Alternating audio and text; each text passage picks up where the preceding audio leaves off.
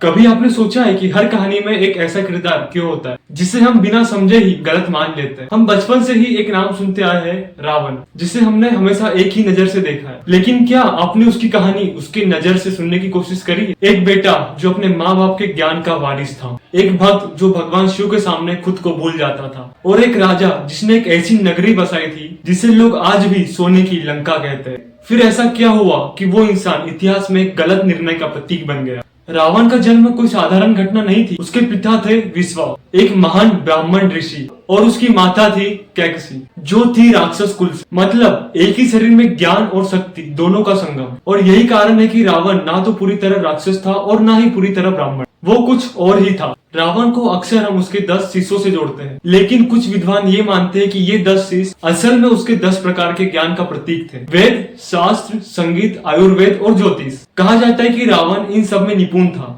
लेकिन एक बात जो बहुत कम लोग जानते हैं, रावण को समय की समझ बहुत गहरी थी। वो सिर्फ वर्तमान ही नहीं बल्कि उसका परिणाम भी देखता था, और शायद यही ज्ञान उसकी अहंकार की शुरुआत बना। रावण सिर्फ कोई राजा नहीं था बल्कि वो एक भक्त भी था, भगवान शिव का परम भक्त। कहानी है कि जब उसने कैलाश पर्वत उठाने की कोशिश की तब भगवान शिव ने उसे दबा दिया, और उसी पीड़ा में रावण ने जो स्तुति गाई वो आज भी जानी जाती है। वो है शिव तांडव स्तोत्र। यहाँ से समझ आता है कि रावण सिर्फ शक्तिशाली नहीं था, वो समर्पण भी जानता था। लंका, जिसे हम सोने की लंका भी कहते हैं, क्या ये सच में सोने की थी या वो एक उन्नत राज्य व्यवस्था का प्रतीक था? कुछ वर्णनों के अनुसार लंका में मजबूत प्रशासन, संप्रदा और सुरक्षा व्यवस्था भी थी। मतलब रावण सिर्फ एक योद्धा ही नहीं था बल्कि एक कुशल राजा भी था। रावण ने कठोर तप किया और उसने ब्रह्मदेव से वरदान भी पाया, जिससे उसे हराना लगभग असंभव हो गया था। लेकिन उसने एक गलती की, उसने मानवों को बहुत हल्के में ले लिया, और यही उसकी बनी सबसे बड़ी कमजोरी। सबसे विवादित घटना है माता सीता का हरण। लेकिन यहाँ एक बात ध्यान देने वाली है, रावण ने माता सीता को छुआ तक नहीं था। उसने माता सीता को अशोक वाटी में रखा था, और वो भी पूरे सम्मान के साथ।